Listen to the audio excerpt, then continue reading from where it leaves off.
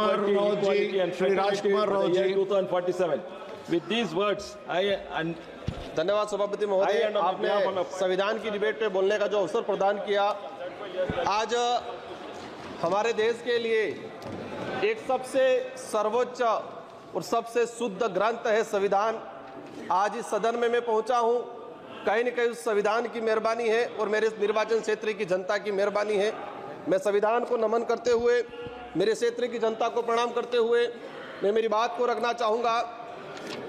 इस संविधान के अंदर प्रावधान किया गया है कि इस देश के अंदर रहने वाला प्रत्येक वर्ग और विशेषकर ध्यान रखा गया है जो इस देश का जो गरीब है तबका है और आदिवासी समुदाय हो, एससी समुदाय हो, उनके उद्धार के लिए प्रावधान किए गए संविधान के अंदर। लेकिन आज बड़े दुख के साथ कहना पड़ रहा है कि 75 वर्ष हो गए, लेकिन संविधान के अंदर जो आदिवासी समुदाय के हित में जो प्रावधान बने हुए हैं, अनुच्छेद 244(1) के अंतर्गत 5वीं अनुसूची, अनुच्छेद 244(2) के अंतर्गत 6ठी अनुसूची के तहत अनुसूचित क्षेत्र, जनजाति क्षेत्र के प्रावधानों को आज तक धरातल पे लागू नहीं किया गया है। ये इससे स्पष्ट होता है कि वर्तमान या पूर्व की सरकारें जो भी रही हो, उन सरकारों को आदिवासी समुदाय के हित में और संविधान के अंदर आदिवासियों के जो प्रावधान है उनके लिए क्या मानसिकता रही है।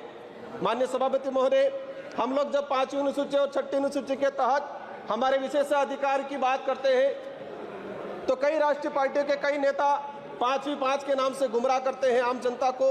बड़े दुख की बात है कि 5वीं अनुसूची और 6ठी अनुसूची क्षेत्र में रहने वाली आम जनता को आज तक इनके अधिकारों के बारे में नहीं बताया गया, नहीं पता चला उनको।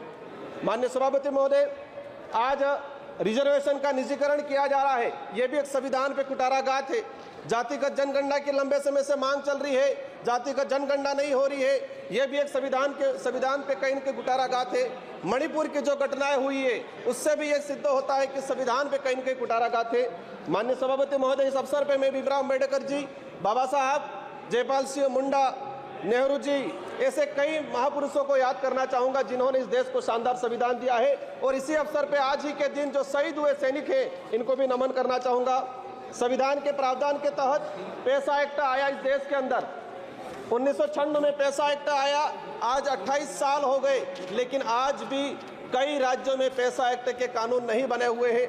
माननीय सभापति महोदय, पैसा एक्ट में प्रावधान है कि शेड्यूल एरिया के अंदर जो भी जमीन है, कोई भी उद्योगपति या कोई भी गवर्नमेंट लेती है तो उसको पैसा एक्ट की ग्राम सभा के तहत अनुमति लेना अनिवार्य है। लेकिन आदिवासी क्षेत्र के अंदर देखा गया है कि राष्ट्रहित के नाम से भूमि अधिग्रहण की जाती है, पैसा एक्ट को नजरअंदाज किया जाता है। हमने कई जगह देखा खनन के नाम पे पैसा एक्ट के तहत ग्राम सभा का बिना परमिशन के और लिया गया। कहते हैं राष्ट्रहित, आदिवासियों का घर उजाड़ के किसी उद्योगपतियों को जमीन देना कौन सा राष्ट्रहित है। आप देख सकते हैं, सबसे बड़ा उदाहरण है हसदेव का, जहां पर फर्जी ग्राम सभा गठित किया गया। क्लियर है कि ये कहीं न कहीं पूरे संविधान की धज्जियां उड़ाने का काम किया गया है। माननीय सभापति महोदय, हम अगर देखना चाहें कि कितनी जगह पैसा एक्ट की ग्राम सभा की अनुमति ली गई, पिछले 10 सालों के अंदर कितने प्रोजेक्ट ट्राइबल इलाके में लागू किए गए और कितनी जगह पैसा एक्ट की ग्राम सभा ली गई है, 10 सालों का अगर डाटा निकाल के देखेंगे, दूध का दूध पानी का पानी हो जाएगा। और यह स्पष्ट हो जाएगा कि वर्तमान सरकारें हो या पूर्व की सरकारें हो, आदिवासी समुदाय के जो संवैधानिक अधिकार है उनके लिए कितने संवेदनशील है। माननीय सभापति महोदय, आज अगर हम बात करें, जब जयपाल सिंह मुंडा संविधान सभा की जब चर्चा हो रही थी तो जयपाल सिंह मुंडा ने कहा था कि आदिवासियों को लोकतंत्र सिखाने की जरूरत नहीं है, आदिवासियों से लोकतंत्र सीखने की जरूरत है जो हजारों सालों से जीता आ रहा है। और ये मानना पड़ेगा कि संविधान निर्माताओं ने भी जब देखा गया कि आदिवासी समुदाय की गण व्यवस्था, गमेती पटेल मुखिया की व्यवस्था, उसी को कहीं न कहीं अडोप्ट किया गया है। लेकिन आज लोकतंत्र में जिस तरह से तानाशाही हो रही है, ये कहीं न कहीं आज आम जनता, आम गरीब के लिए दिक्कत है। जल जंगल जमीन आदिवासी जीवन का आधार है, ये बिरसा मुंडा जी और जयपाल सिंह मुंडा का कहना था। लेकिन आज उसी जल जंगल जमीन को उजाड़ा जा रहा है। माननीय सभापति महोदय, आदिवासी समुदाय को अपना अलग एक पहचान, पूर्वजों के त्याग बलिदान आधार पर आरक्षण का अधिकार मिला है। और देश की आज़ादी में अगर देखा जाए, सबसे अधिक अगर त्याग बलिदान दिया गया है तो आदिवासियों का त्याग बलिदान दिया गया है। लेकिन आज उसको नजरअंदाज किया जाता है। हाल ही राजस्थान की सरकार ने ST/SC की जमीन को गैर आदिवासियों के खरीद पर अनुमति देकर ST/SC के संवैधानिक अधिकारों पर कहीं न कहीं कुटाराघात किया है। माननीय सभापति महोदय, अनुच्छेद 243 ZC के प्रावधानों की धज्जियां उड़ाई जा रही है।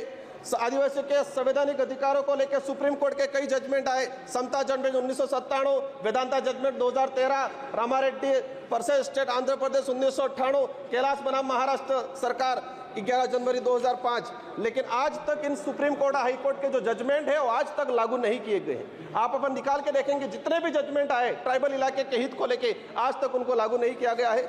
माननीय सभापति महोदय, हजारों वीरों के बलिदान के बाद Chota Nagpur tenancy act 1908, Santhal Pargana tenancy act 1949, Wilson rules 1837, ये जो जितने भी जो एक्ट आए थे हजारों लोगों ने अपना बलिदान दिया था, इसके बाद आए थे। लेकिन देखा गया है आजादी के बाद इन किसी भी एक्ट पे कोई प्रावधान नहीं किया गया है। माननीय सभापति महोदय, मैं लास्ट 30 मिनट में आपकी बात में समझ रहा हूँ, मैं अपनी बात को रखूंगा। हमारे देश की न्याय व्यवस्था की बात करें, जी धन्यवाद। एट्रोसिटी की जो बात करें, देश के अंदर इतनी एट्रोसिटी हो रही है। सभा की कार्यवाही शनिवार दिनांक 14 दिसंबर 2024 को प्रातः 11 बजे तक के लिए स्थगित की जाती है।